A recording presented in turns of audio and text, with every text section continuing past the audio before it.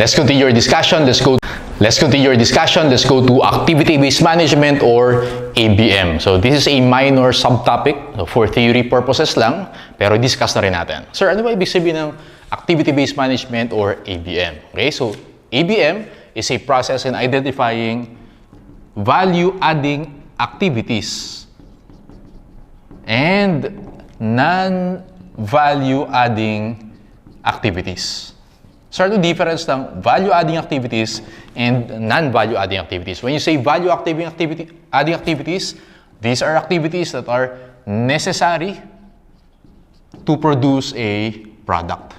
Okay? So, kailangan nating ma-incur yung activity na yan. Alright? When you say non-value-adding activities, hindi siya necessary. Right? Or these activities do not add value to our products. Now, the goal of activity-based management is to enhance or maximize value-adding activities and to reduce or minimize non-value-adding activities. By doing this, we expect na bababa yung costs natin, therefore, tataas yung profitability natin. Right? Now, sir, bakit natin hindi discuss yung activity-based management? Di ba yung topic natin is activity-based costing? Because related sila. If you remember, under activity-based costing, sa step 1, nag-identify tayo ng activities. Okay? These activities are your value-adding and non-value-adding activities. So, i-apply natin siya. Let's go to classification number 2. Classification number 2 tayo. Right? Sige. Label the following costs as value-adding and or non-value-adding. Again, pag value-adding, necessary. Pag hindi necessary, non-value-adding. Yun lang kasimple yan. Number 1, engineering design or during production yan. Okay? Or during development of the product. Necessary yan. So, value-adding, yung number 1. Next natin, machine repair.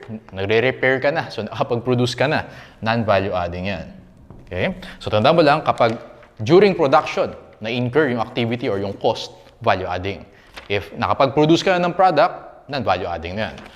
Inventory storage, o may product ka na yan, non-value-adding. Machining, assembly, and painting, lahat yan, value-adding yan. Necessary sila to produce a product. So, 4, 5, and 6, lahat yan, value-adding activities. Number 7, inspection. Hindi na, nakapag-produce ka na eh. Non-value-adding, nag-i-inspect ka na lang eh. And packaging, obviously, kailangan siya, value-adding, before mo siya is-ship to the customers. Okay? So, ito yung mga answers natin for classification number 2. Jump tayo dun sa classification or number 4, okay? Or theory or classification number 4 pa rin to, okay? Nakita niyo yung Gesela Company manufactures handmade pine storage boxes for a variety of clients. As production manager, you have developed the following value chart. Okay, so magiging tayo ng mga activities and then requirement A, determine the value-added activities and their total time. Okay? And then B, determine the non-value activities and their total time. And letter C, calculate the manufacturing efficiency. So, dito natin siya i-solve. Alright, so, tignan natin class. Per item, tignan natin kung value-adding or non-value-adding. So, lagyan natin dito. Lagyan natin value-adding and non-value-adding. Ilagay natin kung ilang number of days. Okay, so receiving materials, pag nagre-receive ka, nagpo-produce ka na ba yan? Hindi pa. So, non-value-adding yan. Lagyan natin dito, 1 day. Next, storing materials, hindi rin. Non-value-adding siya. So, lagyan natin 2 days. Handling materials, hindi rin siya. 3. Again, pag hindi related sa production, non-value-adding. Pag related sa production, value-adding siya. Next, cutting, measuring materials. Siyempre, kasama yan. Value-adding. Next natin is assembling materials. Pag-assemble, yes, that's value-adding. Next is building boxes. That's value-adding. Attaching hinges, that's value-adding. Inspection, hindi na yan. So, non-value-adding siya. So, let's compute for the number of days. Value-adding, 6 plus 4 is 10. Plus 7, that is 17 plus 2, 19. Okay? Non-value-adding, 1 plus 2, that's 3, 6, and 7. So, letter A, determine the value-added activities and their total time. Ito yung value-added activities natin. Total time natin is 19 days. Letter B, determine the non-value-added activities. Ito siya. And their total time is 7 days. Okay? Now, meron tayong tinatawag na concept of manufacturing cycle efficiency. So, gaano ka-efficient yung production natin? Sir, paano kino-compute yan? So, ganito lang yung class. Tama ba? 19 plus 7 is equal to 26. Tama? Out of 26, ilang days dyan yung value adding? Okay? So, 19 over 26. yung manufacturing cycle efficiency natin is 73.1%. Okay, round up natin. 73.1%. So, ibig sabihin, 73.1%, yun yung efficiency or yun yung value-adding activities natin. Alright? So, yan. That's for number 4. Now, punta tayo dun sa, let's go back to the theories, yung mga na-miss out natin. Let's go to number 4. Theory number 4. An objective of activity-based management is to, punta ka dun sa boy, reduce or eliminate non-value-added activities. Gusto natin i-reduce yan to make a product or provide a service. Again, gusto natin i-maximize yung value-adding activities, reduce or eliminate yung mga non-value-adding activities. Boy for number 4. Number 5, activity-based management is, so tingnan natin class, punta ka dun sa, tingnan mo natin yung mga choices. A costing system in which multiple overhead cost pools are allocated. Hindi, ABC yan, hindi yan ABM. Letter B, a base used to allocate the cost of a resource of different activities using it. Hindi. Letter C, yung best answer dyan. The use of information obtained from ABC to make improvements in the firm. Ano yung information na obtain natin from ABC? Ayun, mga activities na na-identify natin. Okay? Pag na-identify natin, uy, value adding yan, i-maximize natin yan. Uy, non-value adding yan, i-minimize natin yan. That's why for number 5, C is our answer. Let's go to number 13, 1-3. Theory number 13. Okay, value-added activities. Actually, all of the above yan. Pero basahin natin. A, increase the worth of a product or service to customers. Yes, kasi necessary yan. Alright? Letter B, involve resources, usage, related costs that our customers are willing to pay for. Letter C, are the activities or actually manufacturing a product or performing a service. All of the above for number 13, dog. Number 14, which of the following is a value-added activity? Let's take a look at each item. Inventory storage, hindi. Non-value-adding. B, machining, yes. Value-adding yan. Actual na production na yan. Maintenance, hindi. Bookkeeping, hindi yan. So, B yung value-added activity dyan. Number 15, which of the following is a value-added activity? Inventory control, or basically inspections. Hindi rin yan. Inventory control inspections, hindi. Packaging, yes, kailangan yan. Bago ma-ship sa customers. So, value-adding activity natin for number 15 is letter C. Number 16, repair of machines, non-value-adding yan. Number 16, which of the following is a non-value-added activity? A yung sagot mo dyan, inventory control.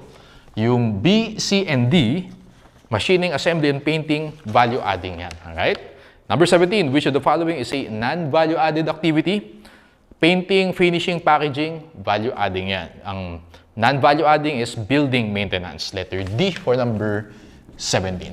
Okay, so yan yung value-adding versus non-value-adding.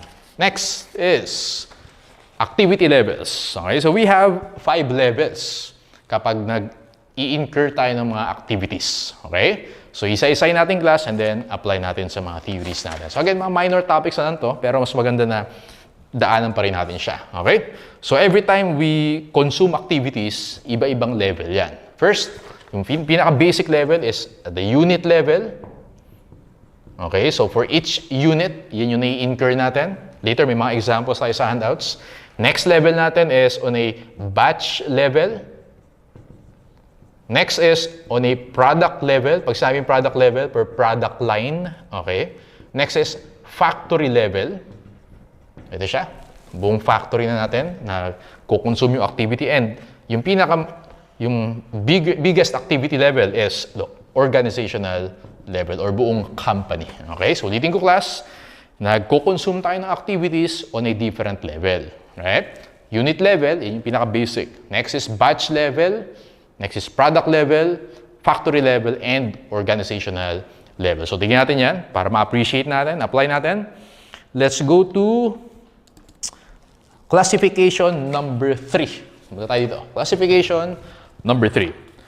Veneer company manufactures small tools. Classify each of the following activity costs of the tool company as either unit, batch, product, or facility level. Alright? So, tingnan natin. So, yung factory or facility level. Kamukha lang yan. Lagyan natin, facility level.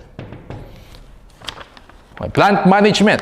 First one, plant management. When you say plant, yun yung factory, yun yung facility natin. So, for number 1, this is facility level. Drilling, syempre, di-drill natin. Per product yan, per unit. Okay? So, unit level. Painting, pinipaint natin. Again, per unit yan, per unit level. Machine setups. Okay. Pag nagsiset-up tayo, ano yung batch level naman yan? Okay? Batch of product. So for machine setups, lagyan natin B for batch level. And then product design, obviously, pag product design, on a product level, on a product line level. Okay? So lagyan natin P. And then cutting. Siyempre, yung kina-cut natin, each unit of product. So lagyan natin dito, unit level. Next is inspection. Ano ba ini-inspect natin? Siyempre, per batch yung inspection natin.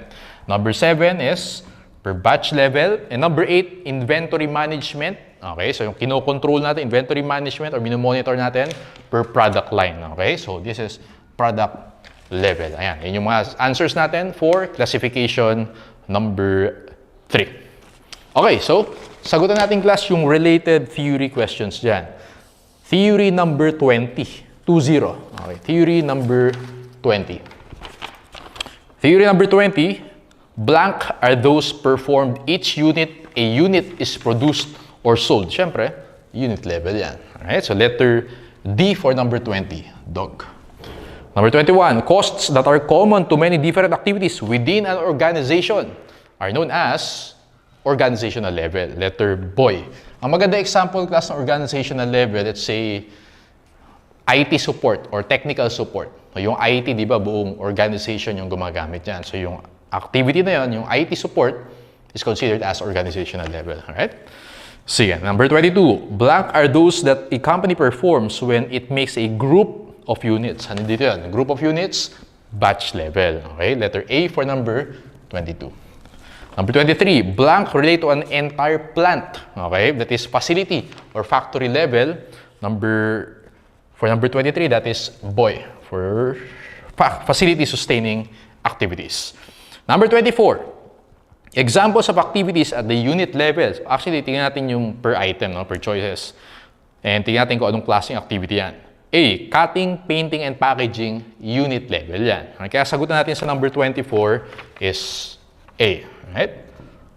Letter B, scheduling, setting up, and moving, batch level yan. So, lagay mo dyan, batch level. Letter C, designing, changing, and advertising, product level. And letter D, heating, lighting, and security. Sino ba yung ni-heat natin? Lighting and security, syempre yung facility or yung factory natin. So, that is facility level. So, yung A is unit level, yung B is batch level, C is product level, and D is facility level. Alright? So, that's for number 24.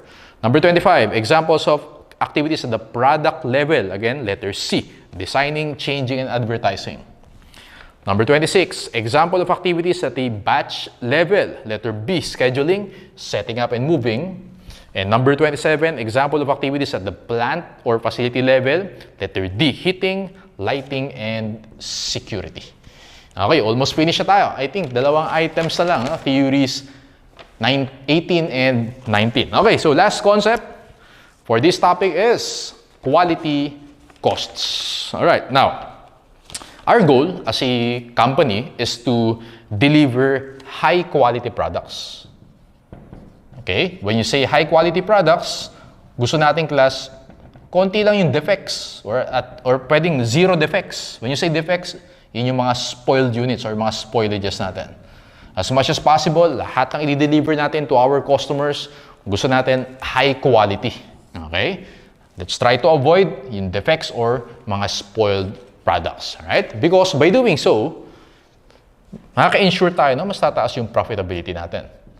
Alright? And to ensure na makakapag-deliver tayo ng high quality products, we have to incur what you call quality costs. Right? Meron tayong 4 types of quality costs. Sulat ko muna. Open muna. Number 1, prevention costs. Next is appraisal costs. Next is internal failure costs.